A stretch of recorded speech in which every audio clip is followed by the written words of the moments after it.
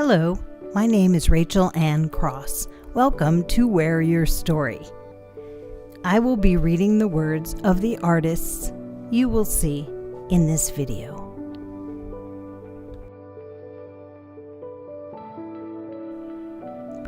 Dance of the Deer by Carmen. I was born in Zacatecas, in central Mexico. My headdress represents those worn by the people of Sonora, a state in northern Mexico. The dance is called the Dance of the Deer.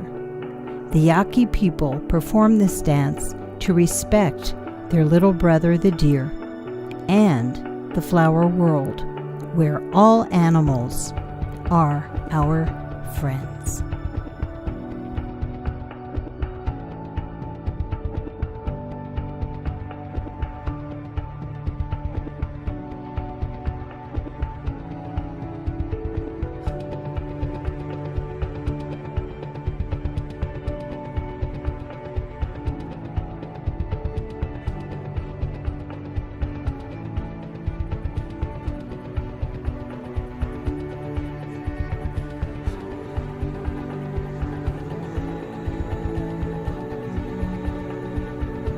The Cosmos by Sarah.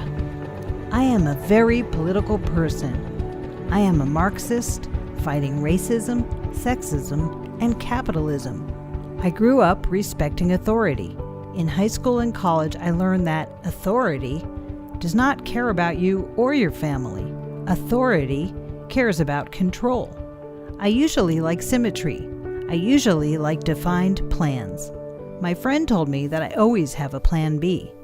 This means that plans can go awry, but I try to find another way to obtain my goal.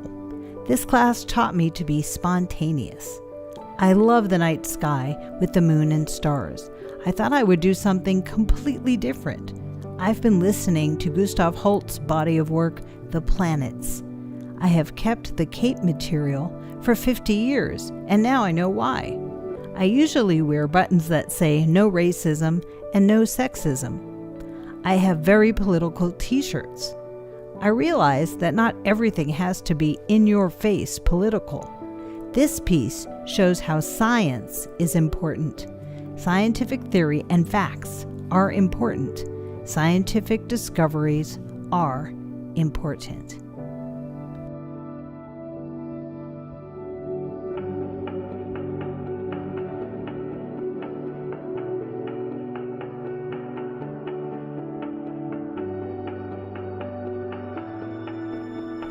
Handsome by Margaret. I am a human being, a thinker and a doer. I use my mind and my hands and aspire to integrate what I learned from them each, singularly and together. Hands are very important to me.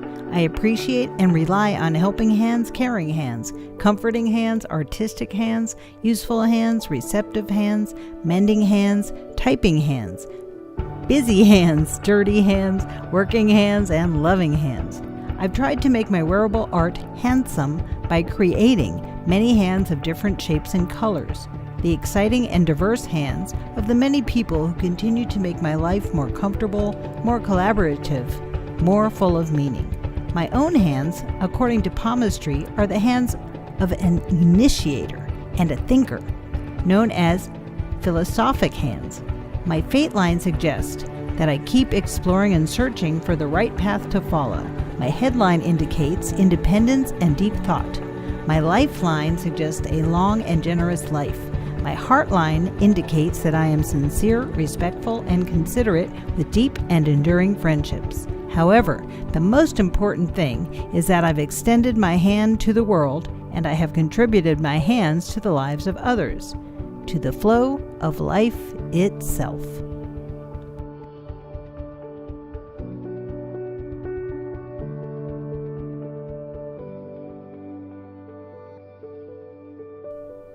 Inspired by Carolyn. I am inspired by triangles and contrasting colors. I love the luminescence of the blue fabric and the warmth of the fuchsia. The frog symbolizes nature and the environment. The blue furry strands symbolize security, and the bright, shiny beads show excitement. I so enjoyed this project, and I look forward to the next artistic challenge. Sincerely, Carolyn. Thank you, Rachel. Thank you, Artworks Now.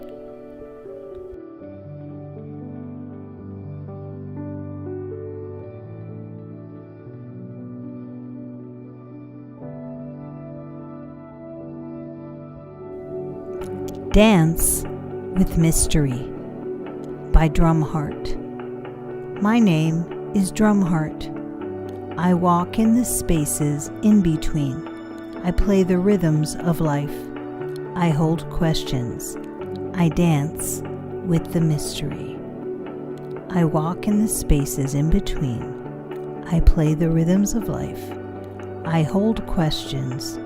I dance with the mystery.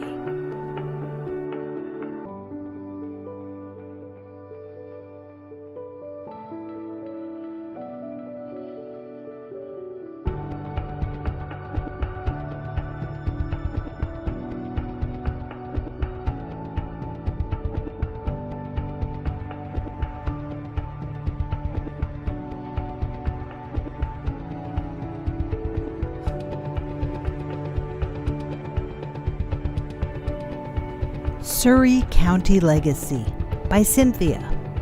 For all the years of my childhood, Surry, Virginia was a place we visited in the summers, often to eat peanut soup and hush puppies and apple pie with melted cheese at the Surry House Restaurant. Getting there and back was an extra treat since it meant taking the ferry across the James River.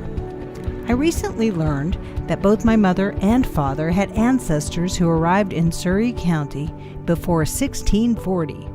Both families left for other places, but many generations later my parents returned, meeting in Williamsburg and in fact marrying at the Surry County Courthouse.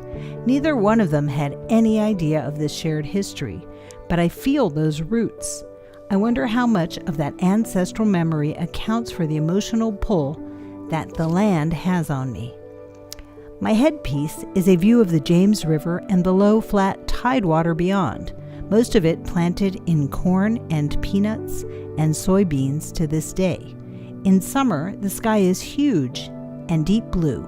Most days, there are massive clouds carrying moisture from the river. The orange discs represent my direct ancestors, people who must have left a lot behind in England and came to a new place where there was danger and hunger and hard work. I am in awe of that courage. But I also understand that they built their lives here on violence and injustice. They usurped the lands and destroyed the lives of the Keokahonic Indians who were there first, and they enslaved and exploited the forced labor of kidnapped Africans and their American descendants. Purple is the color of mourning in many cultures. The purple discs on my headdress represent those many people whom I cannot name as individuals, but must acknowledge.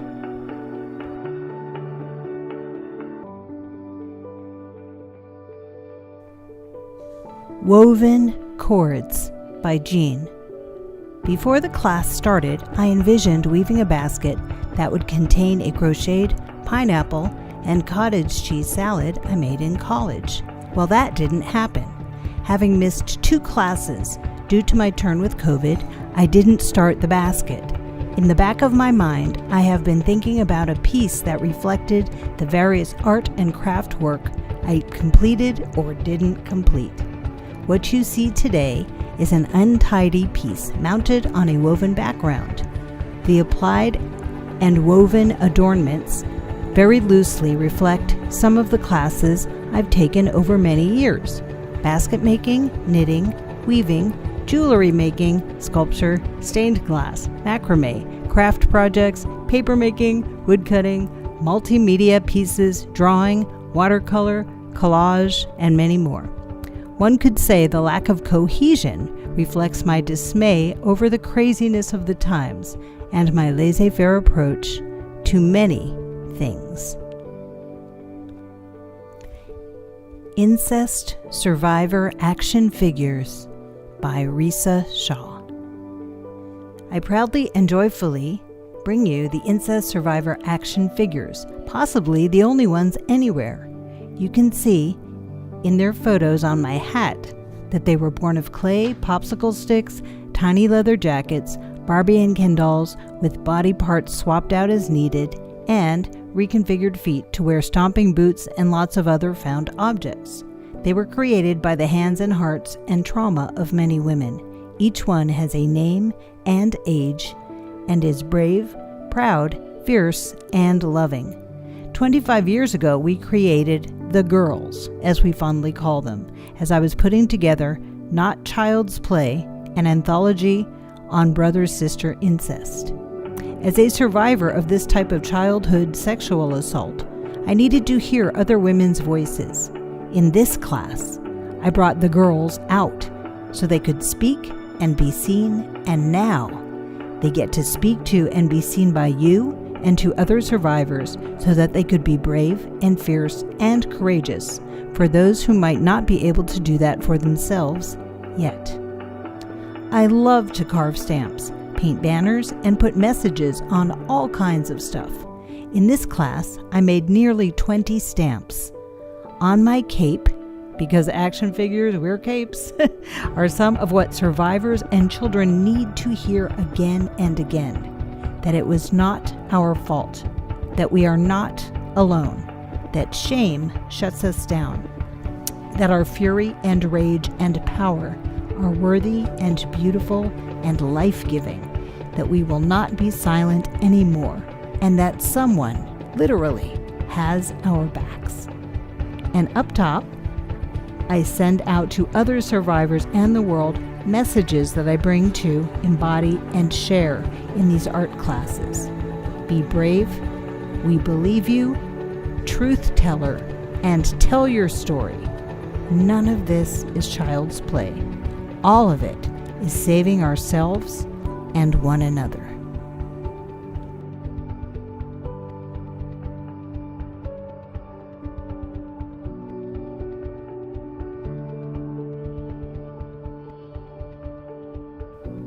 Widow's Weeds by Sarah Lynn. To provide a context for my pieces requires a brief timeline. My husband of 43 years was diagnosed with Parkinson's disease 21 years ago. 4.5 years ago, I retired from teaching to care for him full-time, and 4 months ago, he died. I call my headpiece a caregiver's veil, and with it, I've tried to express my experience caring for my husband. The emotional and physical tolls of caring for a loved one often color the grieving process, and one is sometimes left with feelings of guilt and regret. Creating my veil has been cathartic for me, and I now feel that I can put the difficulties of that experience behind me and hold on to the joy and tenderness Patrick and I shared during his illness. The vest tells the story of my experience confronting his death. It has 3 sections. The first shows the traditional expressions of mourning. The second explores the confusion that grief brings and my need to understand what happens after death. The third section shows the things I've found to be true about death. Hopefully, the use of collage and text reflects my effort to piece together a range of thoughts and feelings as I continue to try to make sense of my experience as a new widow.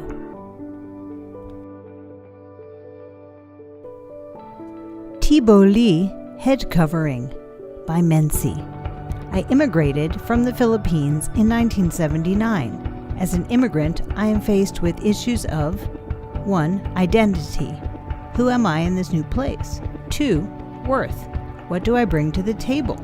3. Access. How do I navigate this new environment?